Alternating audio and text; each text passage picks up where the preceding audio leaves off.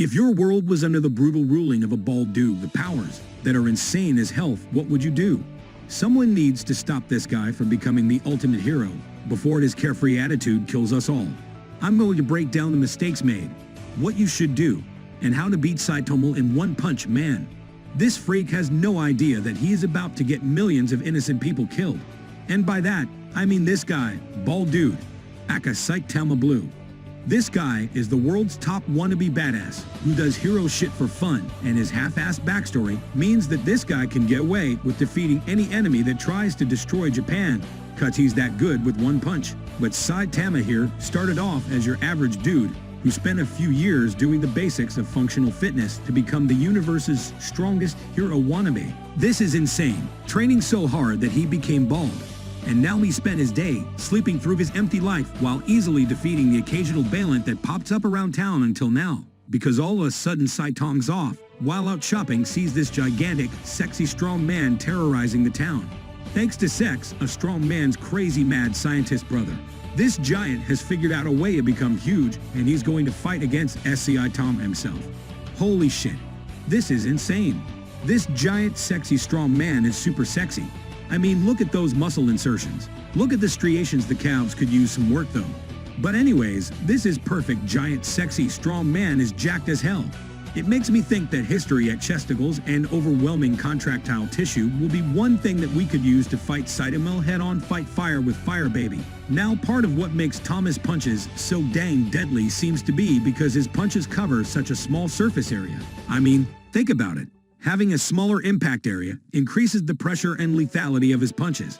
But like I said, maybe in this instance, overwhelming force is what is needed to take this bald-headed superhero freak on, because giant sexy strong man's brother figured out how to create the greatest steroid out there. This means the first thing I would definitely not do is to tell Dion about this guy, because that's a very, very bad idea. What I would do would be to get to work on replicating the drug results that we got on giant sexy strong men onto other test subjects before we reveal this to the world. Because in doing so, we would create an army of sexy straight and muscular warriors to fight this bald dude, without us having to lift our finger, because screw that. Have you seen the power off of Saitama? It is off the charts. No way would we want to fight that guy head on. No, we got to find someone else to do our dirty work. Now to build our army, we have to find the best test subjects, and ideally willing test subjects. And to make it easy for us, we should go to every single gym out there to hunt down every vanity-driven douchebag wanting to get big and small. And over time, we could build an army of giant, super sexy strong men with this drug. We should head up every single Equinox gym in LA to ensure that we've caught only the biggest and most douchiest gym bros of all time to use in our equipment, because anyone who pays a $300 monthly gym fee to look good is a certified douchebag in my book. This sexy strong man is strong as hell, and he prepares to destroy the entire city right in front of Saitama's eyes. But sexy strong man is way more sexy than smart, and he kills his brother accidentally. This angers him, and he blames Saitama for all of it. And he throws him 1,000,000 miles a minute down into the earth heart, but all of his throbbing, bulging muscles is sadly no match for Saitama's one-punch strike, and Saitama knocks him with ease into oblivion. Later on, Saitama walks the streets wondering what good is all of this power, with no enemy to match it. But little does he know that he'll soon come to regret to this thought right as he knocks out some random Japanese villain number 2 here before heading to bed, waking up and easily defeating even more random-ass enemies in the process. This guy has become too strong for his own good, but his wishes for someone more powerful than him are soon answered with this mosquito. Yes, this tiny little mosquito, and Saitama is no match against it, and he tries to swat it, but it's too damn quick, forcing Saitama to chase at around town like a madman. Meanwhile, nearby the horrors for Japan have started up yet again, and this mosquito girl begins commanding an army of mosquitoes to hunt down people for blood, just as the sexy cyborg known as Genital shows up. He's cool. This guy's an up-and-coming hero, a wannabe who wants to know about some weird cyborg dude that he wants to find and probably kill. And it's Genuts who tries to fight this mosquito girl by blasting around with his rocket boosters and shooting off fiery blast at this creature, doing all of this crazy animation until one of his arms gets torn off, forcing him to prepare his ultimate weapon, this insane laser hand thing. But then, all of a sudden clueless, also Tama pops up right behind them, and still on the hunt for that horrifying little enemy of his, the mosquito. But Generals thinks Saitama, he's just a regular dude, and tells him to run away right as Mosquito Girl attacks the two of them with all of her bucks, and Generals fires his weapon, causing a massive explosion to flood the whole area around them, setting practically the entire city aflame. But it's no match for this Mosquito Girl, as she evolves even further right in front of their eyes into a mosquito queen looking more bodacious and succulent than a walking strawberry lollipop. I didn't want to say that Janos is so screwed, as Mosquito Queen Lady takes a swipe at his robot tummy and is no match for her powers. Genitals prepare for his death. Right Saitama out of nowhere pimp slapped the blood literally right out of Mosquito Queen Lady back to Madhouse Studios before calling it a day, but naked and his powers freight the shit out of Janus, and he asks Saitama to become his student immediately, and even randomly and rudely shows up at his apartment, later demanding to learn Saitama's strength. And now we get to hear the prototypical hero backstory of Genesis, some dude whose village was destroyed as he almost died, but he was brought back to life as a cyborg by some scientist blah. I don't care, and we see the general sitting there and wondering if Saitama is also a robot just like him, Podsight. Hama says nope, shocking Gentles to his metallic bone, and he points out that must mean that Saitama must then just be a regular old bald dude with superhuman strength, and this freaks the hell out of Saitama's off, because no one likes to have their bald spot pointed out. I know I wouldn't, but I'm not bold. Okay, this is it. We got this bastard dead to rights at this point. I mean, come on. It makes sense. If you think about it, if we really wanted to defeat this bald bastard, then all it would take is a couple of glances from afar, giving us the full picture of who Saitama is over time, and during that time, we'd figure out that Genesis would be our inside man into defeating his master, because even in public it would be obvious seeing that these two hang out together all the time. And one of the things that inevitably would have come up would have been Saitama's appearance, looking ordinary average, including the fact that he's bald, and judging by how Saitama reacted to Generals just now talking about his boldness. This is one of his weaknesses. He's sensitive about his hair troubles. I would then begin figuring out some plan to leukocyte Hama in using the promise that if he does what we say or joins us, then we wouldn't be able to cure him of this horrible curse known as baldness and make him feel confident in himself. Maybe even being able to go out and date again. Not that you need to have hair to feel like a stud, but I would say having hair shirt does help right the amount. We all have excellent head of hair. My point being is that Saitama Shuri shit looks like he could use some help up top based on how he just reacted out of the blue, because all of the strength in the world won't help him grow his hair back. And this guy seems sensitive as hell about his problem. Jane Austen mentioned that it is his life goal to become as strong as Saitama, and they agreed to join forces with Genoese, as Saitama's a student just in a general sense is someone about to attack them. And that's when shit hits the fan, as this grasshopper, one to be a monster, attacks them right before Saitama one punches him dead. Then did it take the fight to the streets with Saitama getting pulled into the ground. Then another cyborg pops up, forcing Generals to go hand-to-hand combat with him, keeping him busy as more bad guys show up to take these two down. And this cyborg calls himself the Armored Gorilla and tells Generals that a famous science lab called the House of Evolution sent all of these monsters here, and that he better hand Saitama over to them, or else these two don't know that this mad scientist wants Saitama for his crazy experiments, and will do whatever and kill as many people as it takes to get him back over to our side Tamas, that he comes face to face with the horrifying Beast King, as this lion threatens to take out his eyes, causing Saitama to get semi-serious for once in his boring life, and put on his big boy pants, dodging every attack that this Beast King throws at him. His powers are horrifying, but it's no match for this bold dude's overpowered to move Saitama.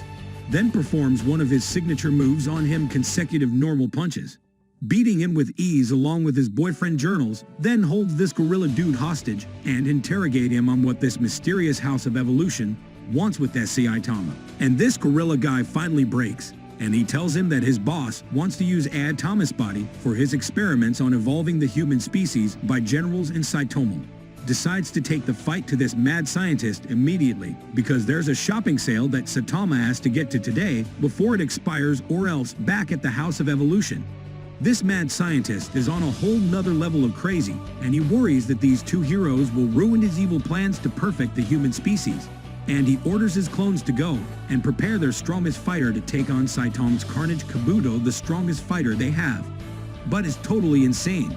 But next day Saitama's on jet and also reached the House of Evolution, Bud Gentles decides that efficiency is king and proceeds to blast the entire building to smithereens before Saitama can even get a word in, but in doing so they find a secret trapdoor leading to an underground facility. At the head down to investigate, not even a second passes by it seems before Carnage Kabuto shows up to kick Genesis as embedding him into the side of the wall.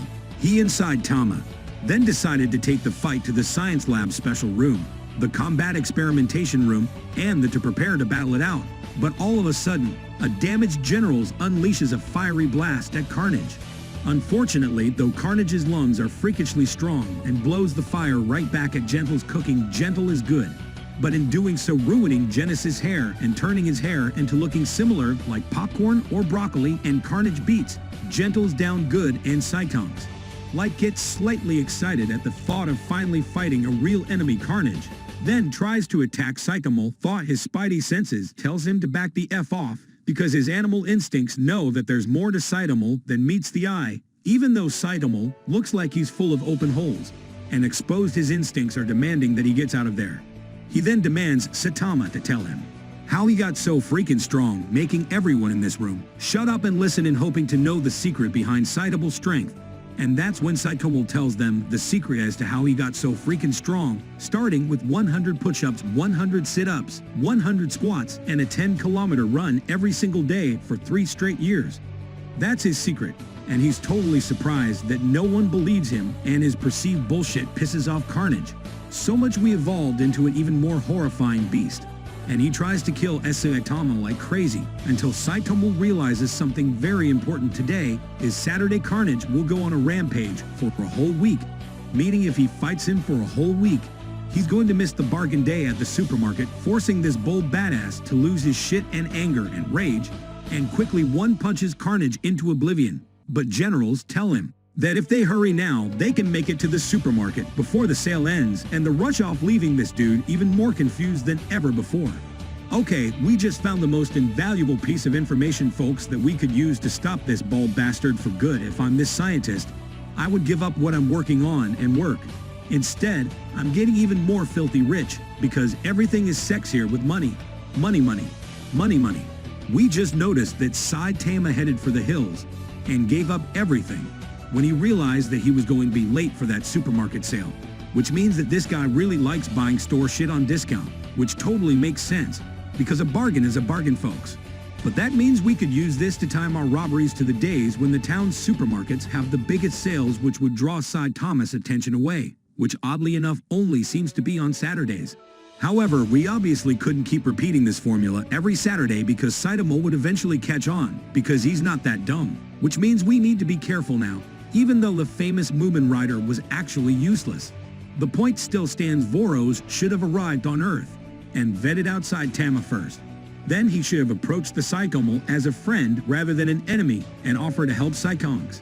Because we've noticed that Saitama is bored with life because he's so dang powerful, right? So what if we came to Earth as sort of like a missionary goody, two-shoes alien, and offered to help a fixed-size Thomas Curse? He's got a lot of power, right? He doesn't need all of it. Why don't we offer to help take some of his power away, so that way he can one day be more human again, and to live a normal, more fulfilling life? Think about it.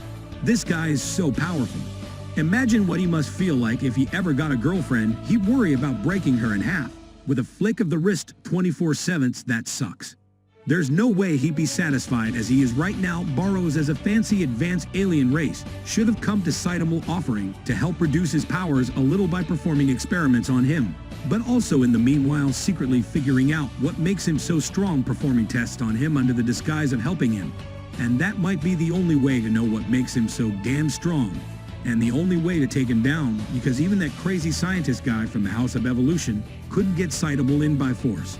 So I say, with a little delicate coaxing and lying, we may just be able to trick our bald, overpowered friend into letting us help him. Their battle is epic, and Boris goes full ham on Saitama as they battle it out for the fate of the Earth, and Boris performs his final move on Saitama, sending him into space. But it's no use, because now the universe's mightiest Carol is tired as hell, and his angry suicide. Tama comes down in a jiffy and repays the favorite and unleashes his serious punch, smacking Gush's net right out of badass. For the final time proving to the world who the real top G is, saving the day once again along with the famous movement writer. Buddy's lane move all to help cycle out one or two injured citizens, and proving that even if you are useless, as when it counts, anyone can be a hero. And if you want to see us do more wacky enemies, don't forget to like, comment, subscribe, and check out the How to Be playlist down below.